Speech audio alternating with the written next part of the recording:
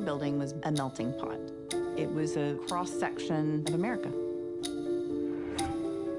That morning, I sat down at my desk. Then everything changed.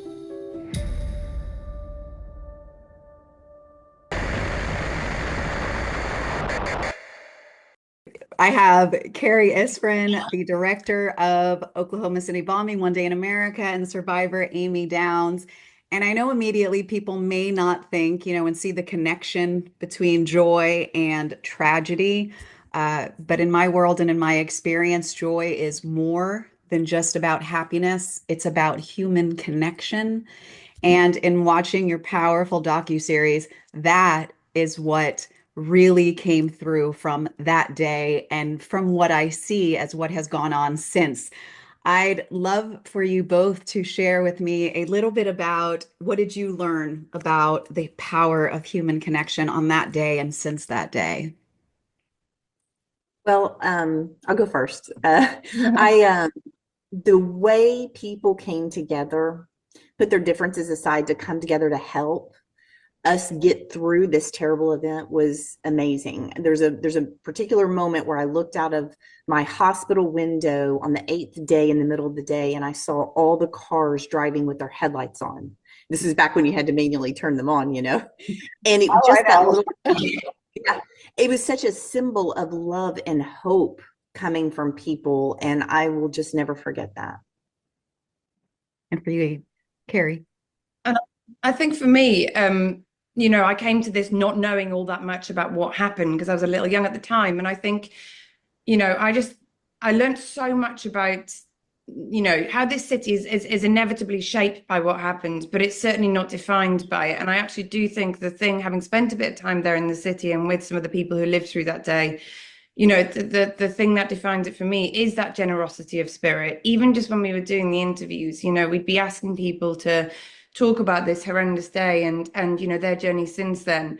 But at the end of every day, they'd be the ones asking us, they'd be asking the film crew, are you guys okay? Can I do anything for you? Having sat with us all day. So I think it's really taught me a lot about the resilience actually when it comes to something like this. And I think, hope was something that was a notion that came up in probably all of the interviews. And that was something that really surprised me, given we are talking about, still to this day, the deadliest terror attack, the domestic terror attack in the US. I think it's easy for any of us to find the darkness in moments like that. And what I think your series did so spectacularly and stunningly for me was really to highlight the good that came from that, the way that the people came together that we see and that isn't automatically seen. I know, Carrie, you've done, you tell very human stories and stories that are well known, but the underside of it, what was your vision? Because, there has been work done on this, on the Oklahoma City bombing. What was your vision in making this? I think one of the things that really struck me coming to this was actually, people have preconceptions about people who might work in a federal building, right? You might have an idea in your mind about, who that might be. And I think what I realized was that actually, there was a credit union there was a daycare there, and that ultimately these were ordinary Americans turning up to work that day. And I really wanted to capture that sense of that community, which could have been anywhere in America. And, I'm from a rural part of Wales here in the UK. And so I guess that really resonated with me. This wasn't, New York, LA, London. These were just ordinary Americans turning up to do their jobs that day. So it was important to me that we spoke to a collective of people who all were there that day, but all played a different role so that you really understand, and in quite an unflinching way as well. A lot of the footage is very harrowing, but we wanted to do that because I think it's only by seeing it that you really understand that resilience, that remarkable resilience and strength that we've just talked about. And you did that again so well. I keep saying that because there was such a humanity that poured through there. Even as I was watching it with my partner, I did say, I was like, there, he said, it's a federal building. And I said, well, no, there was a credit union in there too. And there was a daycare center. It was everything that you said that I didn't know. I was in college at the time. I knew the story, but I didn't know all the details of it. So you really brought to life, that it was everyday people and it was you, Amy, I read your story, I've watched it, I've seen it, and it's easy to talk about someone surviving, but you've done more than survive, is that you have transformed your life. And it was such a powerful thing to witness you talk about that and to see where you came. Can you share with us where you think that part of you came through? Um, I there was a portion of my rescue where they thought there was another bomb, and so my rescuers had to leave. And during that time, I had what you would describe as life flashing before your eyes. And I really had a lot of regrets for not having lived my life with intention and purpose up until that point.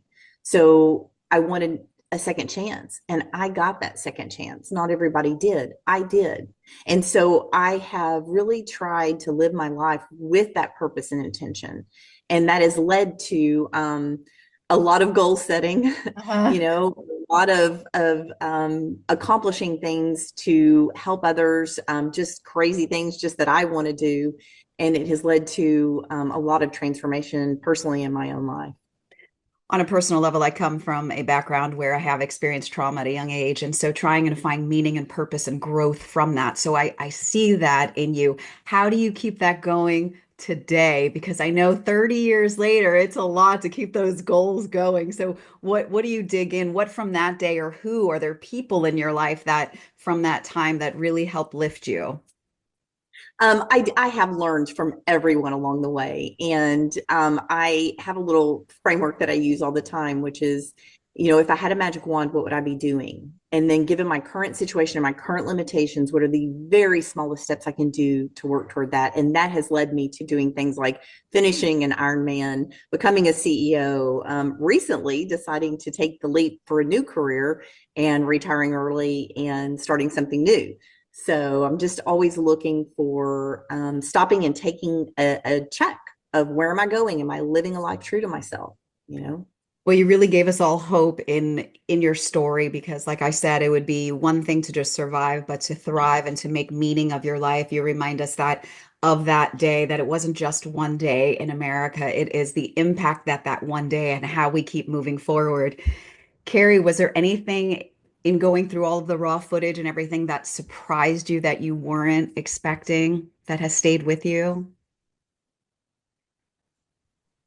I think that the biggest takeaway for me, and it was interesting hearing Amy talk then, because actually I do think, I came away from Oklahoma City with having my own perspective shifted on life a bit.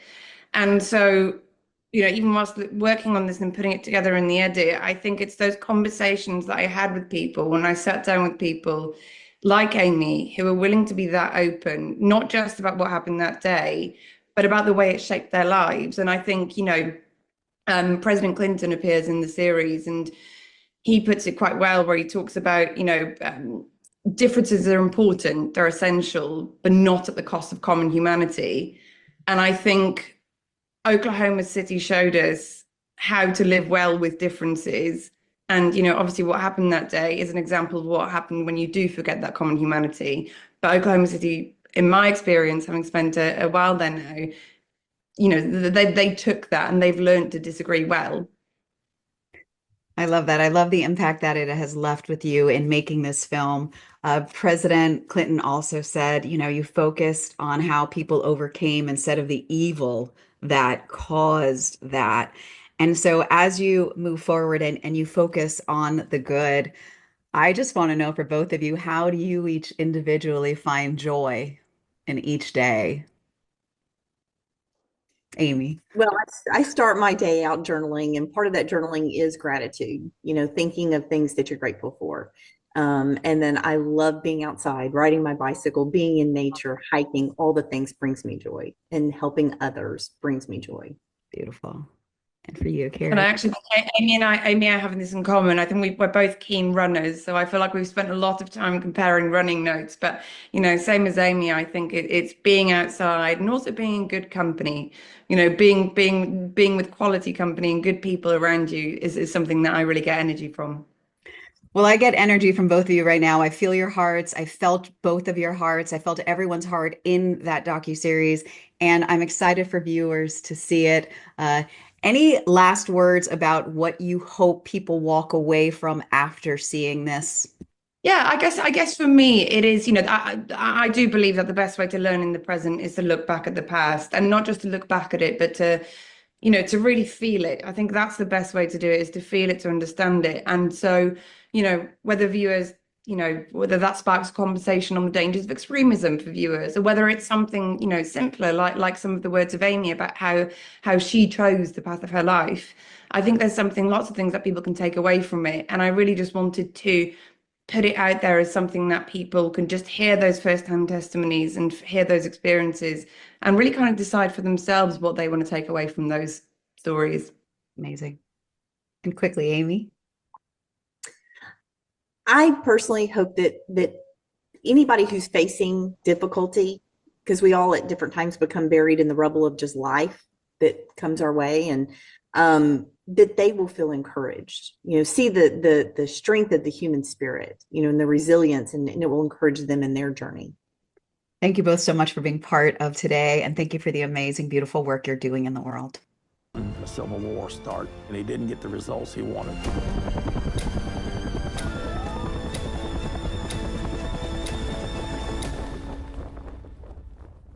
Far from it. It brought everybody together.